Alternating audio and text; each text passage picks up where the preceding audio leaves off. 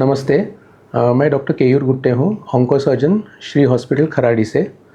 अ, आज हम बात करेंगे वुमेन्स मतलब महिलाओं के कैंसर के बारे में। और इस श्रृंखला में पहले बात करते हैं सबसे महत्वपूर्ण कैंसर जो महिलाओं में होता है, जो कि है स्तन का कैंसर या ब्रेस्ट कैंसर। तो इसका महत्व आजकल इसलिए है क्योंकि पिछले 20 सालों में भारत में ब्रेस्ट कैंसर का इंसिडेंस बहुत तेज़ी से बढ़ रहा है। अ, इसके लिए आपको अगर आंकड़े दें तो जो फिगर्स 20 साल पहले महिलाओं में हर 80 में से एक महिला को ब्रेस्ट कैंसर होने की संभावना थी, आज की तारीख में यही फिगर अब 22 में से एक महिला को ब्रेस्ट कैंसर का रिस्क है। मतलब 20 साल में लगभग 4 गुना इस कैंसर का इंसिडेंस भारत में बढ़ रहा है। और जैसे जैसे हम प्रोग्रेस करते जा रहे हैं, ये इंसिडेंस और भी बढ़ता जाएगा, इसलिए इसके बारे में बात करना बहुत ज़रूरी है। तो स्तन कैंसर एक विशिष्ट टाइप का कैंसर है जो मेल्स में भी होता है, लेकिन मोस्ट कॉमनली फीमेल में होता है। और इसके मुख्य लक्षण हम पहले इसके बारे में लक्षण के बारे में बात करेंगे। तो सबसे कॉमन जो लक्षण है जो कि महिलाएं बताती है, वो है कि स्तन में किसी तरीके के गांठ का तैयार होना या हाथ को स्तन थोड़ा कठोर लगना। तो ये सबसे कॉमन लक्षण है। और इस लक्षण के होते हुए किसी को भी ये बात फिर नज़रअंदाज या निगलेक्ट नहीं करनी चाहिए और तुरंत इसकी जांच स्पेशलिस्ट से करवानी चाहिए। इसको बोलते हैं लंप, ब्रेस्ट लंप। तो ब्रेस्ट लंप सबसे कॉमन प्रेजेंटेशन होता है ब्रेस्ट कैंसर का। कभी कभी ब्रेस्ट लंप न होते हुए सिर्फ स्किन पर, ब्रेस्ट के स्किन पर, स्तन के स्किन पर चेंजेस आ जाते हैं।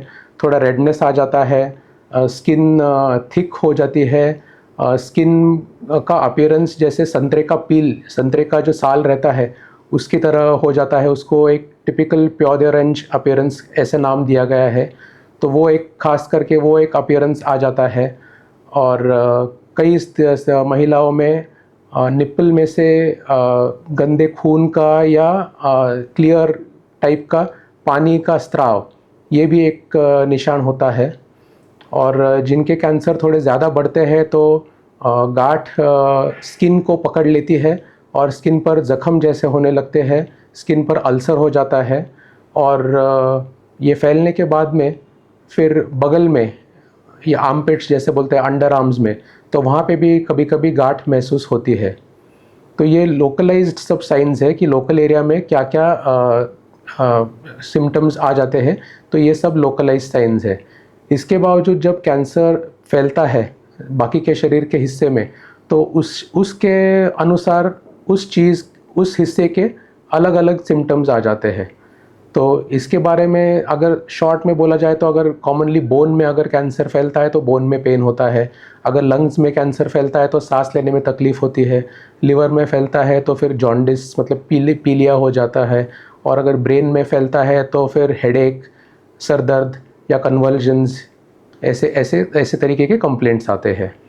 तो ये एक ब्रॉड ओवरव्यू है कि क्या क्या सिम्टम्स या लक्षण क्या है ब्रेस्ट कैंसर के।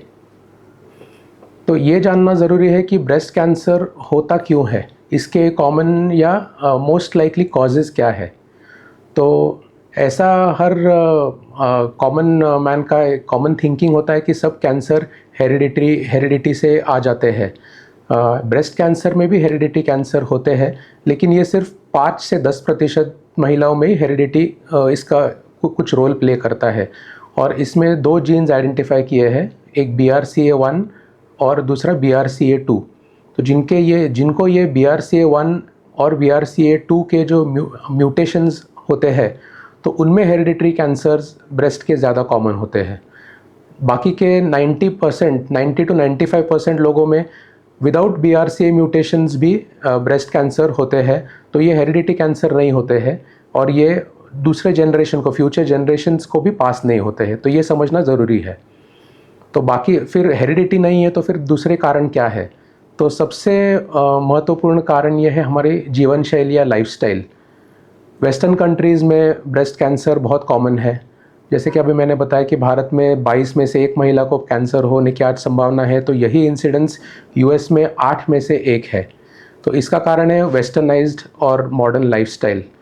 तो इस लाइफस्टाइल के ज़रिए जो हमारा जो खान पान है, जो लाइफस्टाइल है, तो ये कंट्रीब्यूटिंग फैक्टर है ब्रेस्ट कैंसर के लिए। तो ज़्यादा प्रोसेस्ड फूड खाना, हाई फैट फूड, फिर ओवरवेट होना, वज़न ज़्यादा होना, ओबेसिटी, मोटापा, ये सबसे ज़्यादा रिस्क फैक्टर्स है ब्रेस्ट कैंसर के लिए। इसके बावजूद जो एक लाइफस्टाइल का कंट्रीब्यूशन है वो है पहला बच्चा ज़्यादा उम्र में पैदा करना।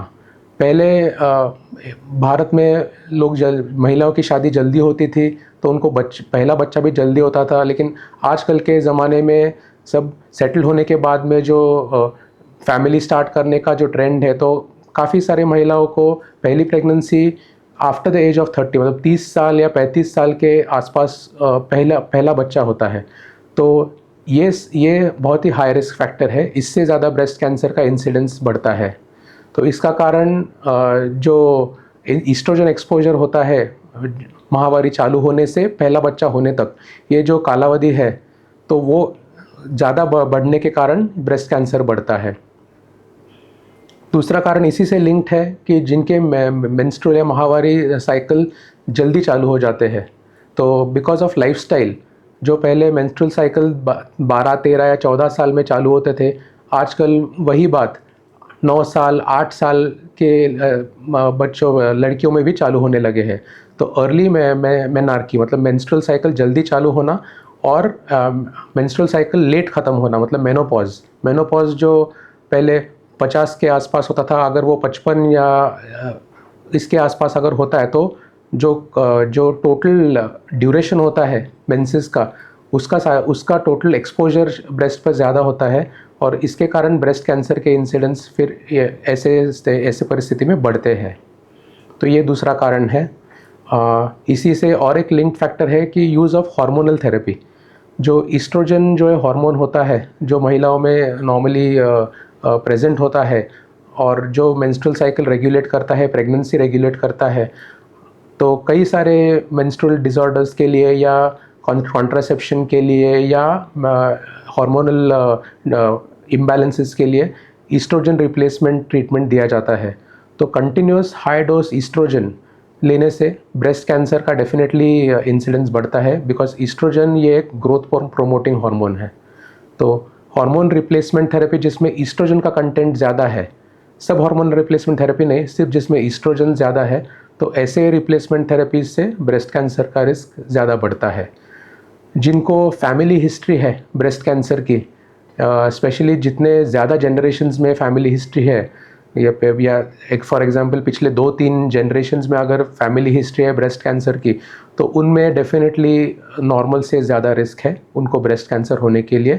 तो उसके लिए उनको ज़्यादा सावधान रहना चाहिए।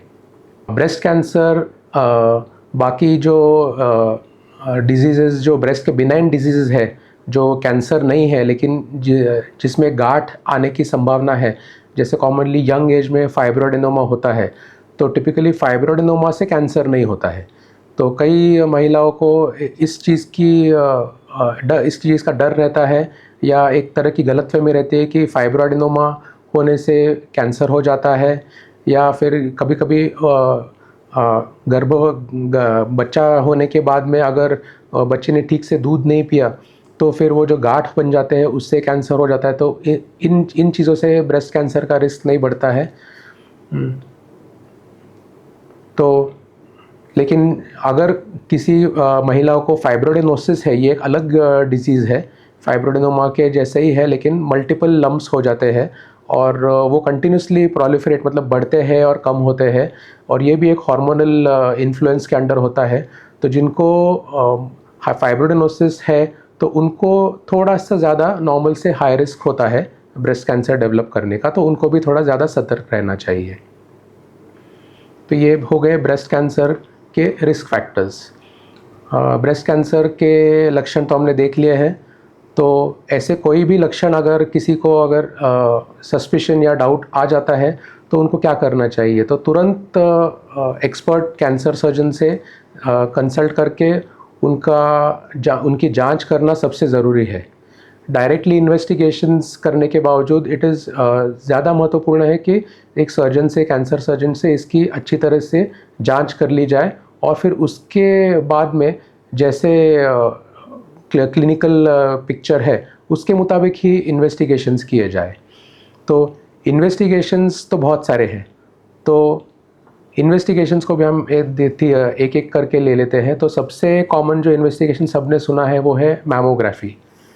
तो मैमोग्राफी का ज़्यादा रोल तो स्क्रीनिंग में है, मतलब जिनको कैंसर नहीं है, जिनको गांठ नहीं है, उनको ज़्यादा मैमोग्राफी का उनके इसमें क्या मैमोग्राफी का ज़्यादा रोल है।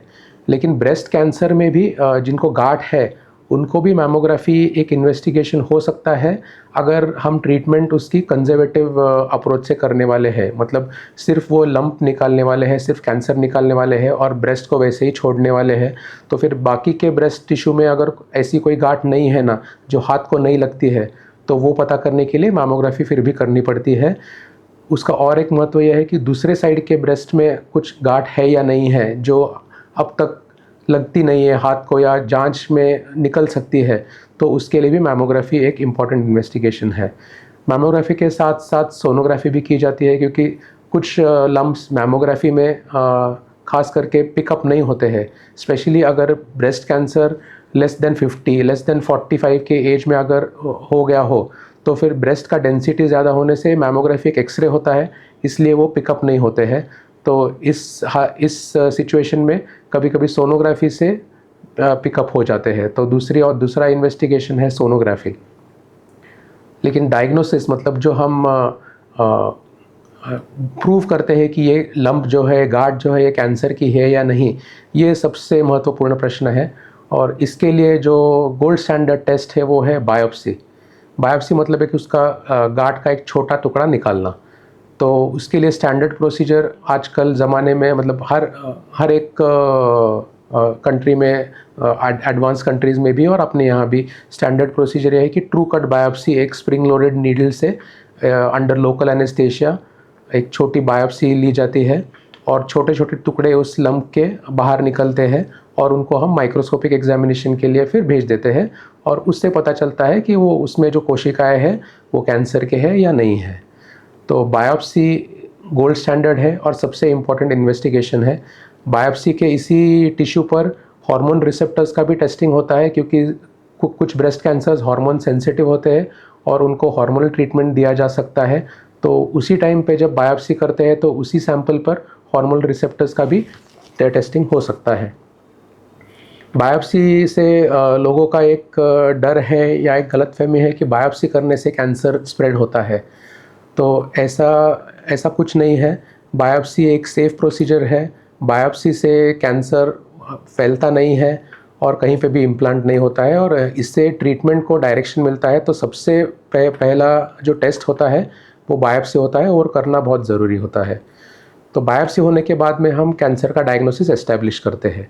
जब कैंसर का डायग्नोसिस एस्टैब्लिश हो जाता है तो हमारा नेक्स्ट स्टेप ये होता है कि ये कैंसर को क्लिनिकली स्टेज करना, कि ये कितना फैला है। बायोप्सी सिर्फ हमको उसका डायग्नोसिस देता है, लेकिन स्टेजिंग के लिए हमको इमेजिंग करना पड़ता है।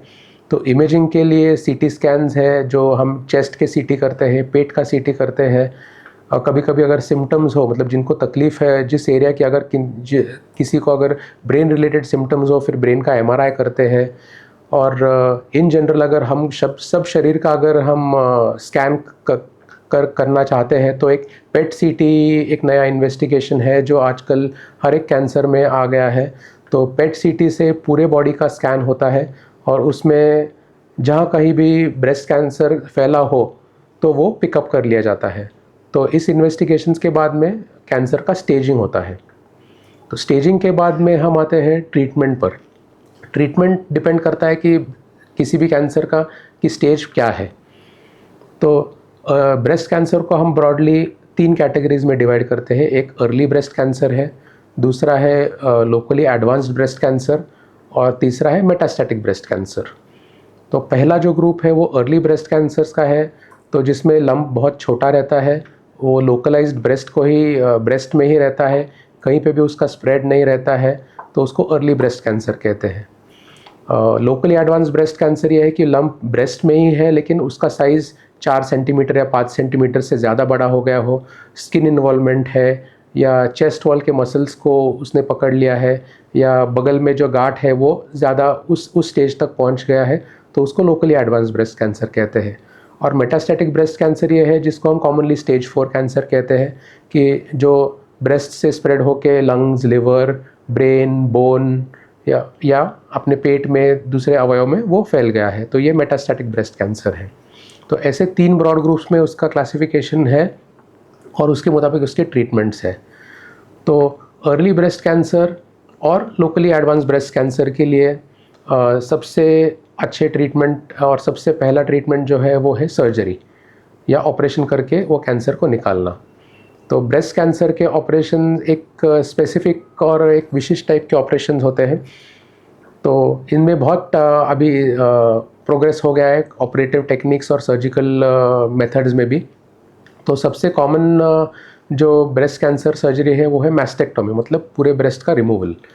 तो इस ऑपरेशन में पूरे अफेक्टेड ब्रेस्ट, जिस साइड को ब्रेस्ट कैंसर है वो पूरे ब्रेस्ट को निकाला जाता है, और उसी टाइम पे जो आर्मपिट्स में या एक्सिलरी लिम्फ नोड्स बोलते हैं, बगल में जो गांठ रहते हैं, उनको भी निकाला जाता है उसी ऑपरेशन में, और उससे लोकली स्टेजिंग उसका हो सकता है, ठीक से स्टेजिंग हो सकता है। और ये सबसे कॉमन और ये सबसे चलता हुआ ट्रीटमेंट आ रहा है। तो इससे पूरी तरह से ब्रेस्ट कैंसर निकल जाता है। ब्रेस्ट में अगर वो मेन जो कैंसर की गांठ है उसको छोड़ के अलावा अगर मैमोग्राफी में अगर कोई ऐसे दूसरे गांठ अगर पिकअप किए हुए होते हैं जो अभी तक हाथ को नहीं लग रहे हैं, तो वो भी उससे ट्रीट हो जाते हैं और दोबारा कैंसर होने की संभावना सबसे कम होती है। तो यह है मैस्टेक्टोमी। इसको हम नोड डिसेक्शन के साथ में कंबाइन करते हैं, एक्सिलरी नोड्स निकालते हैं, इसलिए उसको बोलते हैं हम रेडिकल मैस्टेक्टोमी। तो इसमें जब हम मसल्स प्रिजर्व करते हैं तो ये एक मॉडिफिकेशन है, उसको बोलते हैं मॉडिफाइड रेडिकल मैस्टेक्टोमी, जिससे तकलीफ़ कम होती है पोस्ट ऑपरेटिवली, और आर्म का फंक्शन, शोल्डर का फंक्शन ज़्यादा अच्छी तरह से प्रिजर्व रहता है। मैस्टेक्टोमी जिनके लिए बहुत ज़्यादा ट्रीटमेंट है और जिनका लंप बहुत ही छोटा है, बगल में बिल्कुल गांठ नहीं है, और जो बहुत ही अर्ली स्टेज में डिटेक्ट हो गए हैं, और समझो कोई ऐसे है जो मैमोग्राफी के स्टेज में डिटेक्ट हो गए, हाथ को भी लंप नहीं लगता है, तो उनके लिए मैस्टेक्टोमी बहुत ही ज़्यादा होता है। तो उनके लिए नए ट्रीटमेंट जो है वो है breast conserving treatment, breast conservative surgery, जिसको BCS कहा जाता है। तो इस सर्जरी में पूरे ब्रेस्ट को न निकालते हुए सिर्फ जो ब्रेस्ट लंप है, जो कैंसर का लंप है, उसको निकाला जाता है, और उसके साथ में एक margin of normal breast tissue, at least 1 centimetre का 3 डायमेंशनल मार्जिन जो होता है वो सर्जिकली निकाला जाता है, ताकि उसका हम माइक्रोस्कोपिक क्लियरेंस देख पाए कि पूरी तरह से 3 डायमेंशनली ये कैंसर ब्रेस्ट में से निकला है या नहीं है। फिर उसके साथ में सेंट्रल लिम्फ नोड बायोप्सी के जैसे टेस्ट्स है जो हमको बताते हैं कि फिर बगल के जो लिम्फ नोड्स है उनको निकाले या नहीं निकाले। तो एक डाई इंजेक्शन दिया जाता है ट्यूमर में ऑपरेशन के शुरुआत में, और लंप निकालते निकालते जो समय जाता है, तो अगर वो डाई एक्सिलरी लिम्फ नोड बगल के गांठ में पहुंच के अगर लिम्फ नोड स्टेन हो जाते हैं डाई से, तो इसका मतलब है कि ट्यूमर एक्सिला या उस लिम्फ नोड तक पहुंच गया है। तो फिर ये हमको इंडिकेट करता है कि वो नोड जो स्टेन हो गए हैं उनको भी निकालना ज़रूरी है, क्योंकि उनमें कैंसर के सेल्स पहुंच गए हैं। तो वो स्टेन जो उनको वो रंग आता है डाई का, तो वो एक तरीके का मार्कर होता है।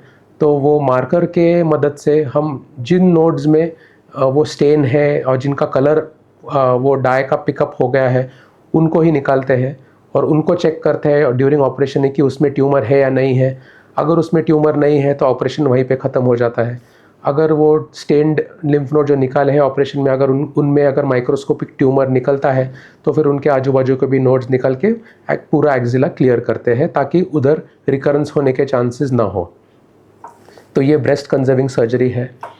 ब्रेस्ट कंजर्विंग सर्जरी के और एडवांसेस अभी आ गए हैं, जिनको कहते हैं ऑन्कोप्लास्टिक ब्रेस्ट सर्जरी।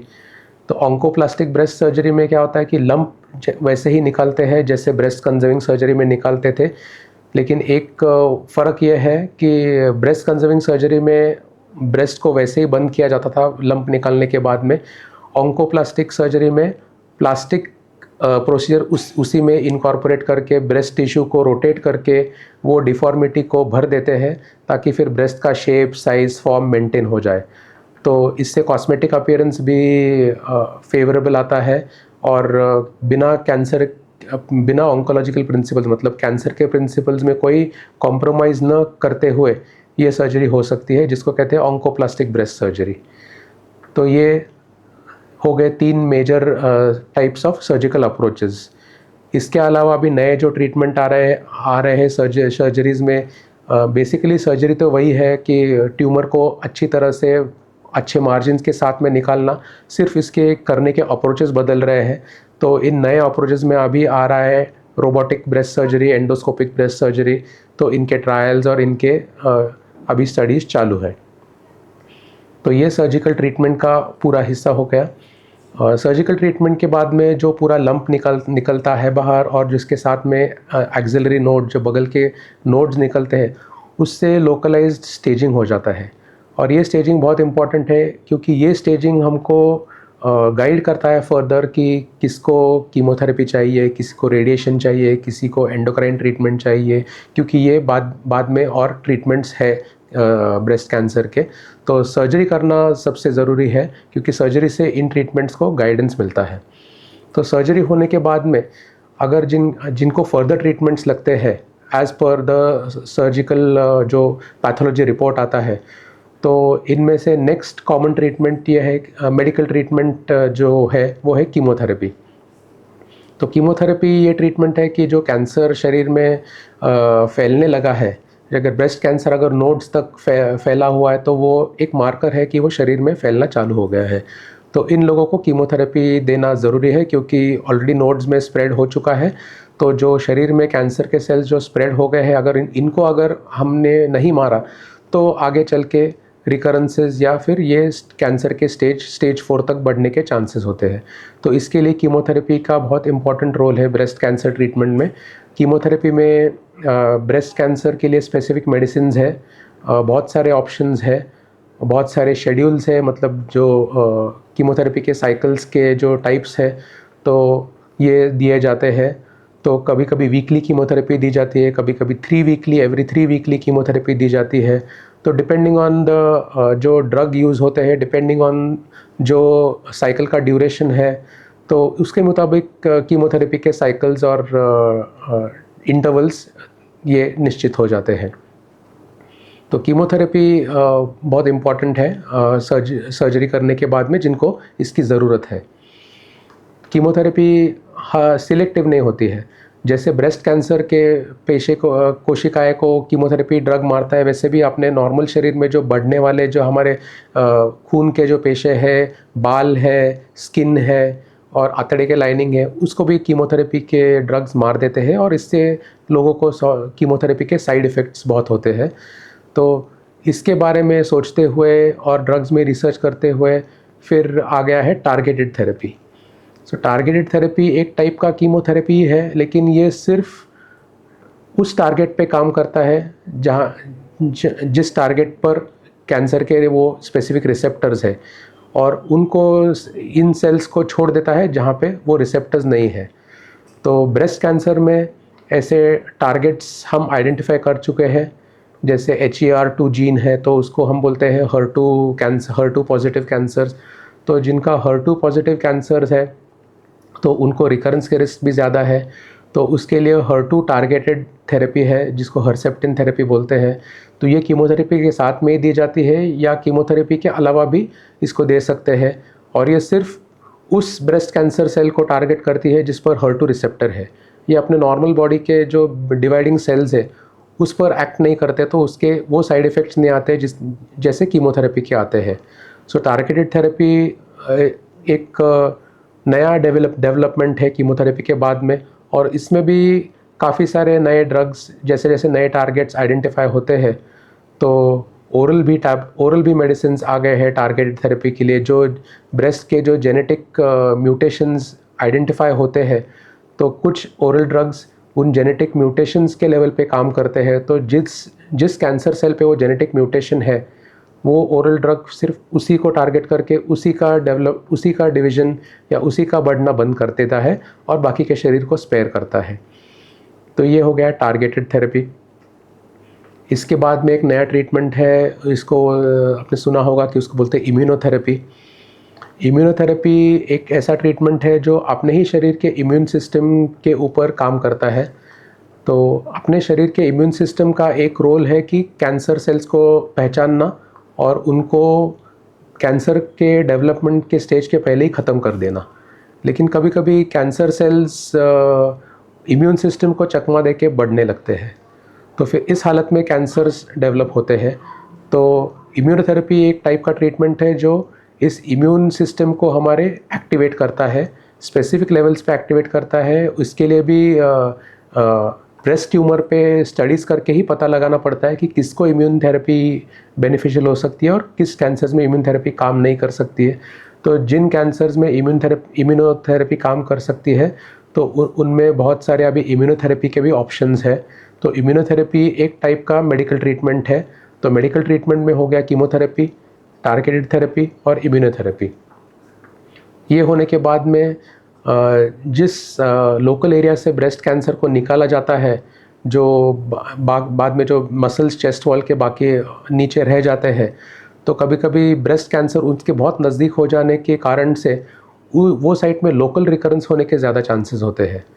तो वो लोकल रिकरेंसेस प्रिवेंट करने के लिए नेक्स्ट स्टेप ट्रीटमेंट का है, वो है रेडिएशन थेरेपी।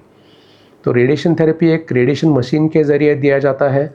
वो कुछ हफ्तों तक ही ट्रीटमेंट रहता है और उसके बाद में वो ट्रीटमेंट ख़त्म हो जाता है।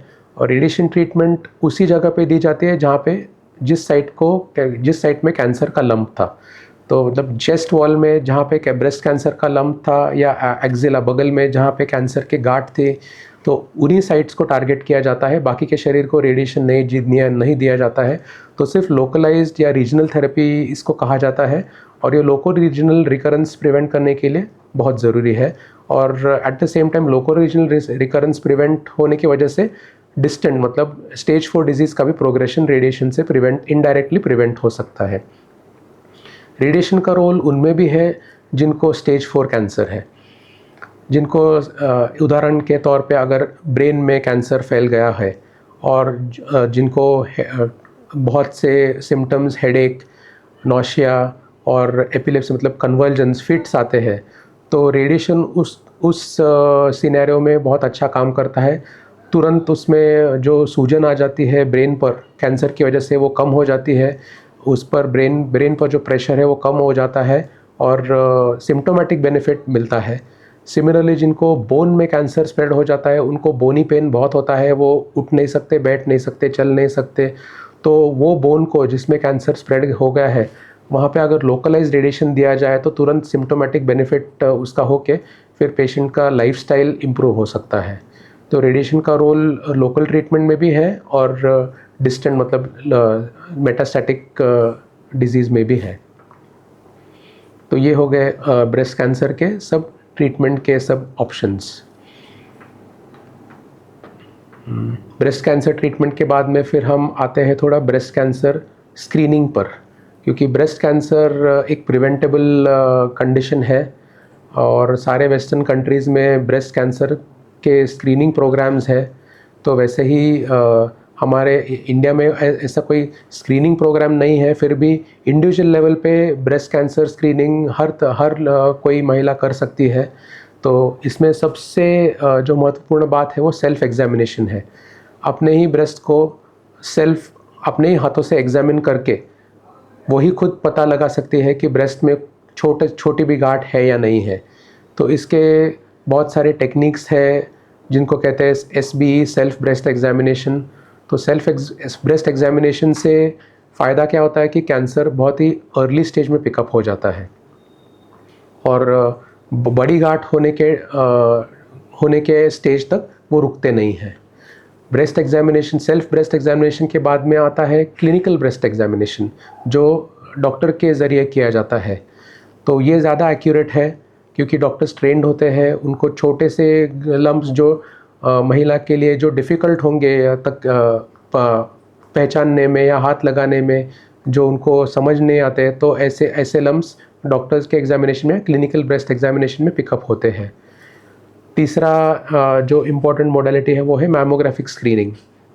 मैमोग्राफी एक लो डोज एक्सरे रहता है, जो ब्रेस्ट का एक्सरे लिया जाता है और उसमें जो माइक्रो कैल्सिफिकेशंस बोलते हैं, जो कैंसर में सबसे कॉमन फाइंडिंग है, ये माइक्रो कैल्सिफिकेशंस पिकअप किए जाते हैं और ये दिखाते हैं कि ब्रेस्ट में कैंसर है या नहीं। जब इस स्टेज में भी दिखा सकते हैं कि जहाँ पे हमको हाथ को गांठ भी नहीं लगती है और कुछ तकलीफ़ भी नहीं होती है। तो अर्ली डिटेक्शन के लिए मैमोग्राफी सबसे एफिकेशियस या फ़ायदेमंद है, लेकिन हर एक को मैमोग्राफी का फ़ायदा नहीं होता है। 40 साल या 45 साल के पहले ब्रेस्ट में ग्लैंडुलर टिश्यू का डेंसिटी ज़्यादा होने की वजह से एक्सरे पर पूरा ब्रेस्ट ही वाइट दिखता है। तो ये वाइट बैकग्राउंड पे छोटे छोटे वाइट डॉट्स जो माइक्रो कैल्सिफिकेशंस के आते हैं, वो पहचानना बहुत मुश्किल हो जाता है। तो मैमोग्राफी सिर्फ उनके लिए रेकमेंडेड है जिनका एज 55 के ऊपर है। इस एज में ब्रेस्ट का ग्लैंडुलर टिश्यू कम हो जाता है, ब्रेस्ट का शैडो ग्रेइश या ब्लैकिश हो जाता है। तो ये ग्रेइश या ब्लैकिश बैकग्राउंड पे अगर छोटे से भी वाइट स्पेक्स ऑफ कैल्सिफिकेशन अगर नज़र आते हैं तो वो मैमोग्राफी में इजीली पिकअप होते हैं। तो मैमोग्राफिक स्क्रीनिंग 50 या 55 के एज के बाद में ही ज़्यादा उसका रोल है ब्रेस्ट कैंसर को पिकअप करने में। जिनको हेरिडिटरी ब्रेस्ट कैंसर है और हम रुक नहीं सकते हैं 50 साल तक कि टू फाइंड आउट कि इनको कैंसर है या नहीं, क्योंकि उनको कैंसर जल्दी होने की संभावना होती है जिनको हेरिडिटरी कैंसर है।